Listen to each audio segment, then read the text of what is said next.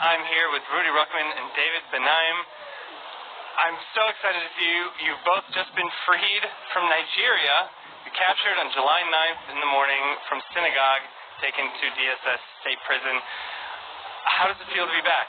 I mean, always when you come to Israel, it's all of a sudden that you can come and breathe. For me, when I'm out of Israel, it's like I'm holding my breath. And finally I come to Israel and I can breathe again. But additional, on top of the usual experience when you're coming home, we just went through 3 weeks in a cage, locked up, for no reason. We did nothing wrong. We just came there to show the stories of the Jewish life in Nigeria, the Ibos. And although we weren't able to do our full project, we're still not going to stop, and we're still going to show their stories and showcase so that they get recognition and people understand who they are. But obviously we're very tired and very happy to be back home. Yeah, it's amazing to be home. It never felt that amazing to say that we are back home in Israel. For somebody that just met Aliyah a few years ago, it has a lot more sense. But we feel great. We are very thankful about all the people that really worked tirelessly to help us being back home today after 19 days of captivity, 20 days I think we would say for the full period. But yeah, it's amazing to be back home. Why did you go to Nigeria first? Yeah, so our first season is on Africa, and so we have 6 different countries across Africa, each with different and unique different stories. Nigeria is just the biggest story. It's just the most amazing community that's very different than the others. There are 50 million Ibos that they estimate, and it's just the biggest story, so that's the one that we wanted to start with first. David, can you speak a little bit about what it took to release you? It took a lot of effort from 3 different kind of chancelleries, embassies, French, American, and Israelis, that were really in coordination. Each of them had their roles, and we can't discuss every single detail. First of all, we have to learn all the details because we were kept secret from a lot of it during the time we were there, because we had no means of communication most of the time. The families were really involved in back channels to be able to help us get out. Finally, kind of quickly when you look at the similar stories, but we were helped with a lot of forces. One of the forces that I would like to mention particularly that was able to provide food for us and a lot of emunah, a lot of faith all the time.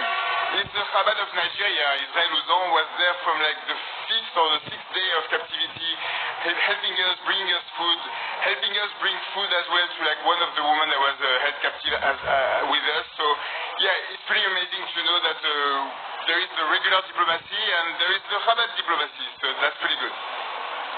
Now, I understand that when you were taken by about a dozen men in ski masks. Yes, and now we have Noam. Thank you so much. You are the 3rd person who was taken into custody by the DSS. Thank you for joining us on camera, first of all. How are you feeling, actually?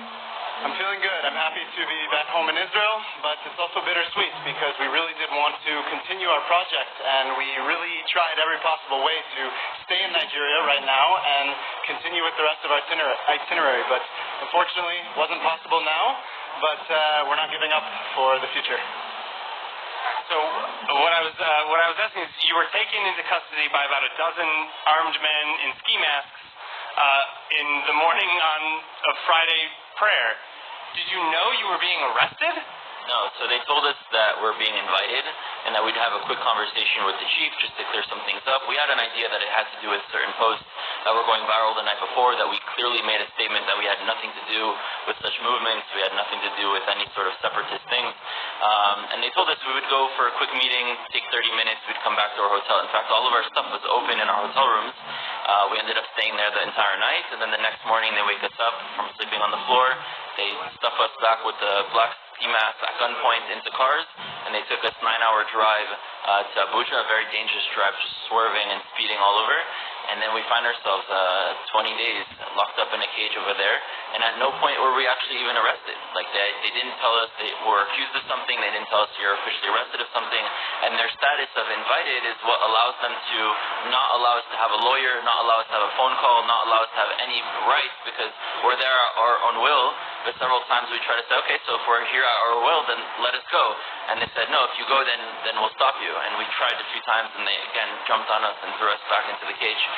There's actually one time that me and Noam put our tefillin on and just walked out to the lobby and started saying, we're innocent, let us out. We made a scene for all the people there, even civilians that were to their headquarters, and 10 people came on us, threw us back into the elevator, and threw us back into the cage. So we really tried to do everything to get out, but I didn't have my phone the whole time. I didn't have a phone call the whole time. I didn't speak to my family. I didn't speak to anybody. So, the first 5 days were the hardest because we didn't even know if people knew about us. We didn't even know if people knew we were gone. We didn't know what was going on. It was just one moment where we're there with the community. The night before, we were really like having a sort of meeting with everyone. We're talking or going up like late and discussing, and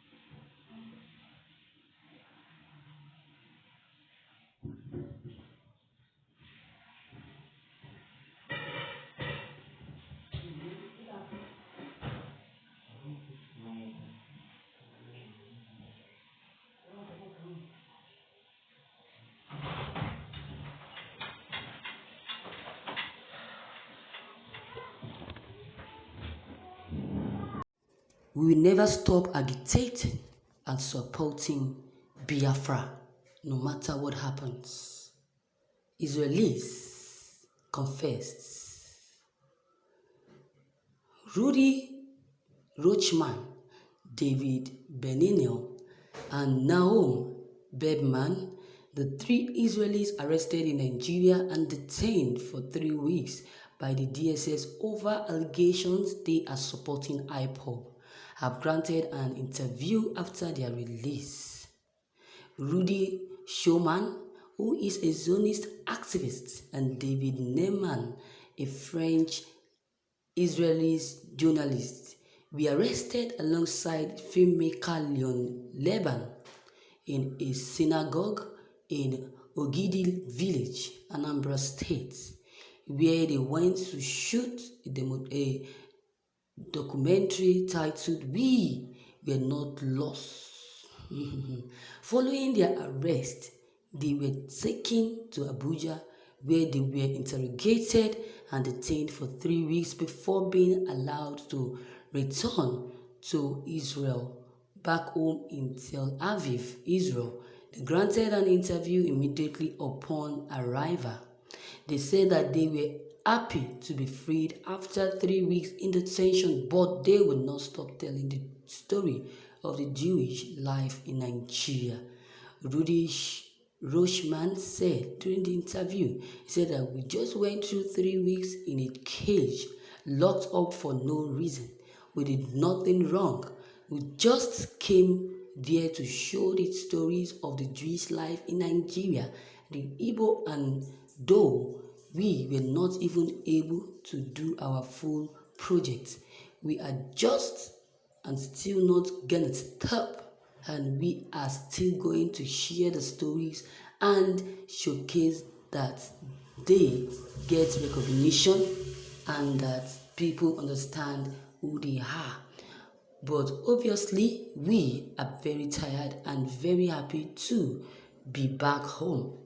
Nahum, the 3rd man detained by DSS, later joined in on the interview and expressed regret that they couldn't complete the project that brought them to Nigeria. He added that though they could not get it done now, we are not giving up for the future. The men said that they made it clear via their social media accounts before their arrest that they were not affiliated to any secessionist movement. Yet they did not stop their arrest. They were arrested by about 1,000 armed men in ski masks, who told them that they were just going to take them in for questioning for 30 minutes. However, the men said that they ended up keeping them all night and made them sleep on the floor. We ended up staying there the entire night, and then the next morning they woke us up from sleeping on the floor, Rudy Rocha said, adding, they stuffed us back with a black ski mask at gunpoint into cars, and they took us 9 hours drive to Abuja. Very dangerous drive, just swerving and speeding all over. And then we found ourselves 20 days locked up in a cage over there. Rushman alleged that due process was not followed and they were not officially arrested or accused, yet they were treated like criminals. He continued, and at no point where we actually arrested, they did not even tell us that were we were accused of nothing. They did not even tell us that we are officially arrested of something, and their status of invited is what allows them to not allow us to have a lawyer, not allow us to have a phone call, not allow us to have any rights. He said that they told the security operatives that since they were not under arrest, they should tell them, go and put the man into them.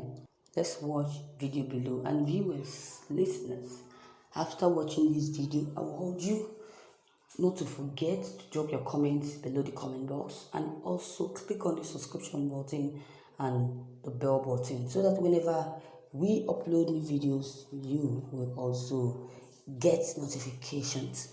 And please don't forget, share and like this news as well. Thank you.